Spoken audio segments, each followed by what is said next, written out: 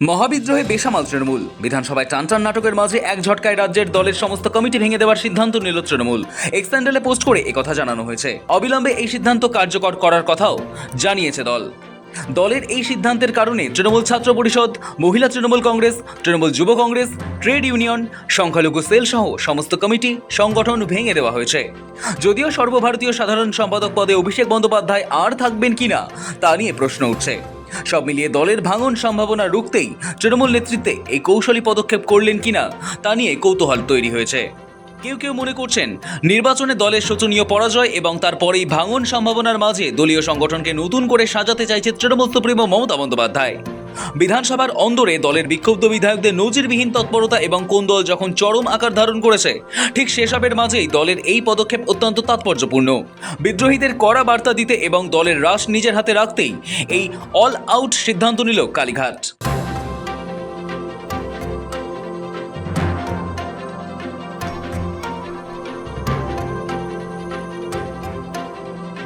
বুধবার বিধানসভা স্পিকার রথীন্দ্রনাথ বোসের কাছে জমা পড়েছে তৃণমূলের 58 বিদ্রোহী বিধায়কের সই করা চিঠি।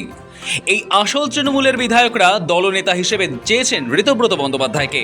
উপদলনেতা সন্দীপন সাহা, জাভেদ খান, সাবিনা ইয়াসমিন ও শিউলি সাহা, মুখ্য সচেতক আখরুজ্জামান। জানা গিয়েছে সেখানে মমতা বন্দ্যোপাধ্যায়কেই দলনেত্রী হিসেবে উল্লেখ করা হয়েছে। এই ঘটনার পরই তৃণমূল কংগ্রেসের ভবিষ্যৎ নিয়ে জল্পনা তৈরি হয়। এরপরই দলের সব কমিটি ও সংগঠন ভেঙে দিল তৃণমূল কংগ্রেস।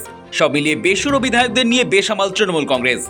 দলের বেশিরভাগ বিধায়কই বেসুরো তালিকায় নাম লিখিয়েছে। দলের একাধিক কমিটি পদে ছিলেন বিধায়করা, যেমন দলের আইএনটিটিইউসির সভাপতি পদে ছিলেন ঋতব্রত বন্দ্যোপাধ্যায়। নতুন তৃণমূলের দলনেতা হিসেবে তার নাম সামনে এসেছে। মঙ্গলবার সোশ্যাল মিডিয়ায় একটি পোস্টে বেলেঘাটার তৃণমূল বিধায়ক কুণাল ঘোষ ঋতব্রতের উদ্দেশ্যে প্রশ্ন তোলেন, তিনি আইএনটিটিইউসির সভাপতি পদ থেকে এখনও ইস্তফা দেননি কেন? এসবের মাঝেই বুধবার বিধানসভায় নাটকীয় পরিস্থিতি, আর তারপরই রাজ্য দলীয় সব কমিটি ভেঙে দিল তৃণমূল। সব পদ ও কমিটির অবলুপ্তির পর দলের তরফে জানানো হয়েছে কাজের মূল্যায়নের পর নতুন কমিটি তৈরি করা হবে। পরবর্তীতে যথাসময়ে নতুন সাংগঠনিক কাঠামো এবং পদাধিকারীদের নাম ঘোষণা করা হবে।